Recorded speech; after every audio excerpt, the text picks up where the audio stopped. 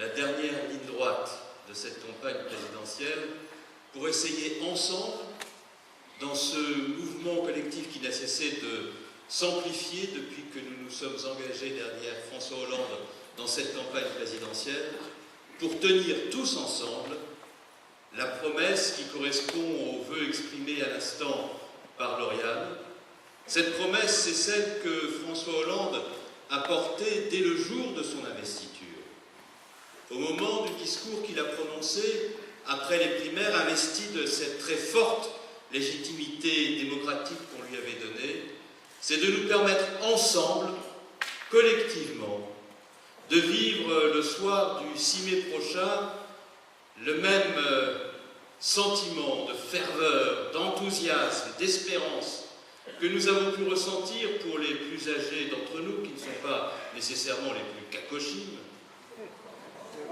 le 10 mai 1980, lorsque nous avons vu le visage de François Mitterrand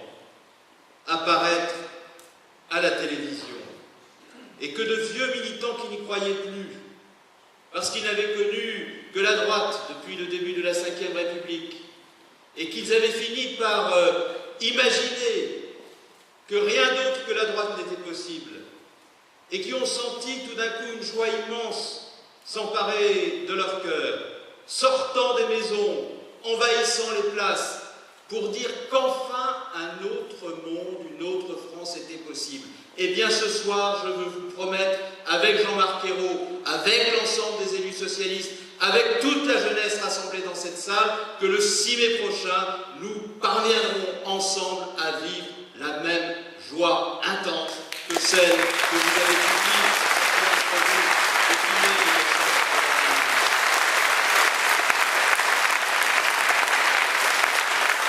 Et cette même joie intense que nous espérons, pour laquelle nous travaillons,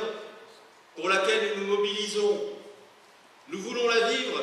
parce que nous voyons à travers le monde, partout, Lauriane l'évoquait à l'instant, le visage des dictatures, la liberté qui recule, les droits de l'homme en berne, les injustices qui se multiplient. Nous voyons en France depuis 5 ans bien des valeurs auxquelles tous les républicains sont attachés et qui ont été portées par des générations et des générations de républicains et d'hommes de gauche, comme des valeurs qui rassemblaient la France et qui suscitaient l'espérance. Nous les avons eu, ces valeurs, abaissées. Et nous sommes, comme le disait Lauriane à l'instant, que je veux saluer, elle a fait le même beau discours que celui qu'elle avait fait au Bourget, avant que François Hollande ne prononce le discours de l'élan.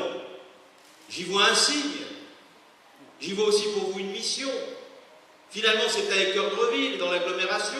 que le score de François Hollande doit être le plus haut possible, le plus élevé possible, pour faire en sorte que l'élan donné par Lauriane au Bourget et à Équeurdreville ne soit pas déçu. Là aussi, nous nous engageons à faire en sorte que dans les jours qui viennent, nous puissions susciter cette mobilisation.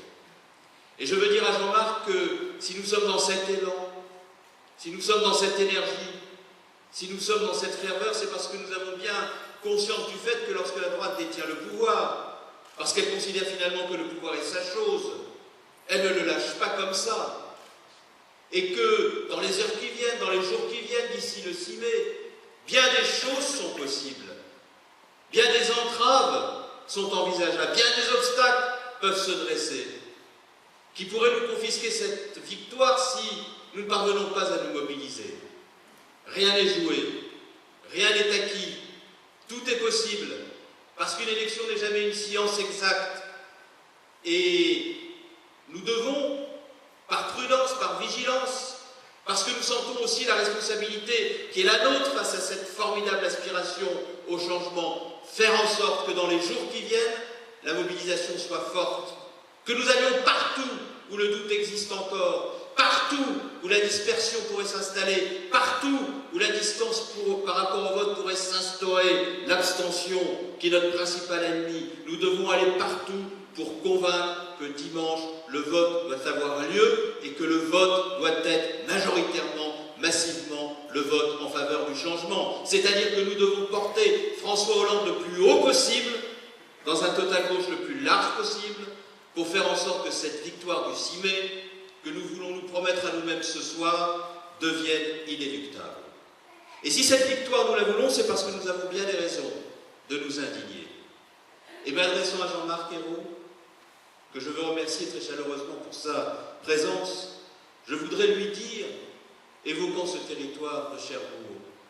ouvrier autant que celui de Saint-Nazaire, attaché à son industrie,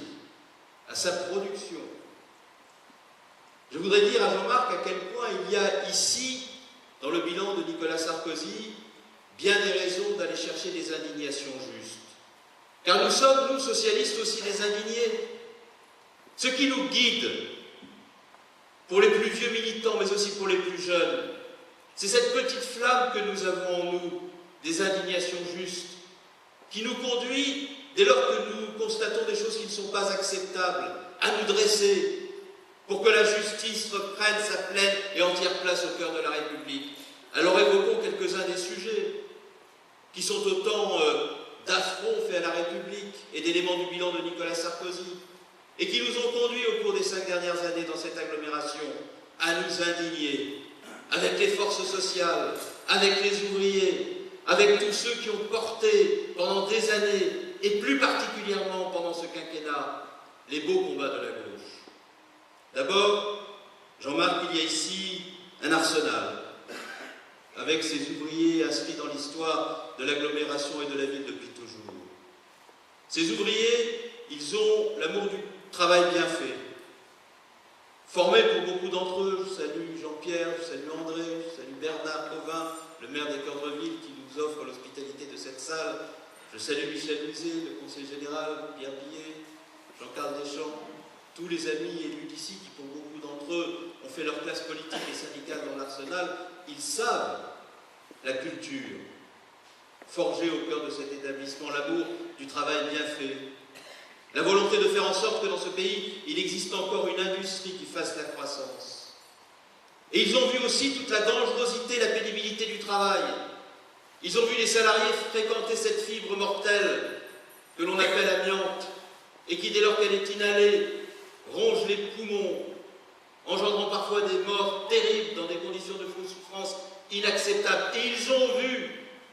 ces hommes et ces femmes qui ont travaillé au cœur de l'Arsenal et qui parfois ont été frappés de ces maladies mortelles parce que l'État avait été négligent, devoir s'acquitter de franchises médicales pour avoir le droit d'être soignés, alors que ces soins étaient en réalité un devoir d'État, parce qu'ils avaient travaillé dans une administration centrale de l'État et s'en étaient trouvés malades. Ils ont vu, ces salariés, les conditions dans lesquelles les mutuelles étaient financées déraper au point d'appeler de leur part des contributions supplémentaires pour avoir le droit aux soins. Ils ont vu l'hôpital public de Cherbourg, comme beaucoup d'hôpitaux de France, empêcher de pouvoir garantir l'égalité d'accès aux soins, parce que la mise en place de la tarification à l'activité et la convergence de cette tarification avec celle mise en œuvre dans les cliniques privées avait conduit à 1,8 milliard d'euros de déficit dans les hôpitaux et à 450 millions d'euros de bénéfices dans la Compagnie Générale de Santé.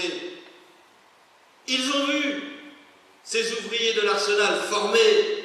au sein des apprentis de la marine et qui savaient la valeur du maître d'école, de ces lieux où l'égalité vit pleinement, parce que chacun peut avoir accès aux apprentissages.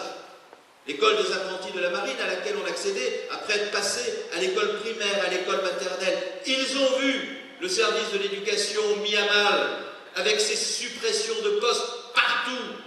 qui fait que dans ce Cotentin, chaque semaine, nous allons d'école en école, en milieu rural comme en milieu urbain, soutenir ces parents et ces enseignants qui n'en peuvent plus de voir l'école se dégrader et le face-à-face pédagogique entre leurs enfants et les enseignants remis en cause. Nous avons vu aussi, cher Jean-Marc, et je veux te saluer pour le rôle que tu as pris dans cette affaire, pour nous aider, pour nous épauler. Ils ont vu ce que l'on a fait de la justice lorsque les familles de Karachi, qui sont tombées à Karachi, un jour sinistre et tragique pour nous que nous n'oublierons jamais, de mai 2002, lorsqu'ils ont vu des juges indépendants qui cherchaient la vérité à tout prix, parce que cette vérité, on la devait aux victimes de Karachi, comme un devoir d'État, parce que c'est dans l'exercice d'une mission pour le compte de l'État qu'ils étaient tombés. On a vu des magistrats du parquet faire systématiquement appel des ordonnances par lesquelles des juges indépendants se proposaient d'enquêter pour faire en sorte que la vérité soit possible. Ils ont vu un président de la République, à partir de Bruxelles, qualifier le travail des juges qui enquêtaient, qualifiant ce travail de fable, alors que, garant du fonctionnement régulier des institutions, il était de son devoir de s'interdire toute intrusion dans le champ judiciaire. Parce que le président de la République, il est plus que tout autre garant de l'indépendance des juges, de l'indépendance de la justice. Parce que l'indépendance des juges et l'indépendance de la justice sur les questions les plus sensibles, c'est la garantie du fonctionnement régulier de l'autorité judiciaire dans notre pays. Alors nous sommes porteurs des indignations justes.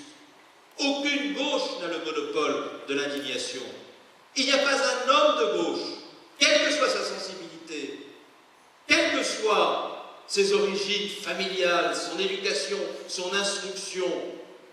qui ne soit animé par cette capacité à se dresser, à dire non, par cette flamme qui a animé tant de combats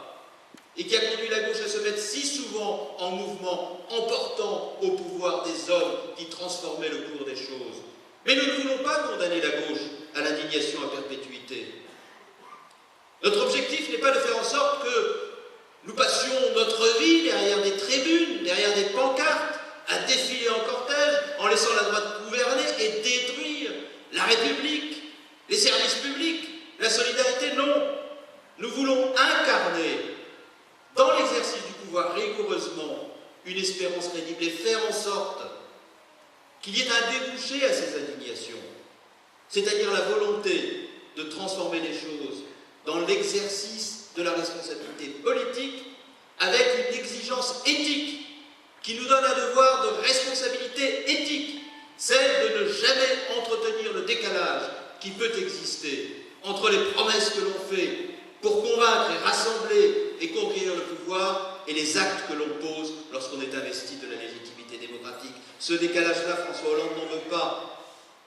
Il a convoqué dans cette campagne présidentielle non seulement l'esprit de Jaurès en voulant mettre la justice au cœur de la République, non seulement l'énergie de Mitterrand dans le rassemblement pour conquérir le pouvoir, mais aussi l'éthique de la responsabilité de Pierre Mendès France, parce que ce qu'il dit l'engage, et c'est son honneur que de pouvoir, pendant cette campagne électorale, indiquer que non seulement la gauche a vocation à transformer, mais qu'elle a vocation à transformer durablement en ne décevant pas au pouvoir, parce que la gauche doit l'exercer aussi longtemps que la droite. Elle est tout aussi légitime à le faire, parce qu'elle porte en elle l'ambition de la justice.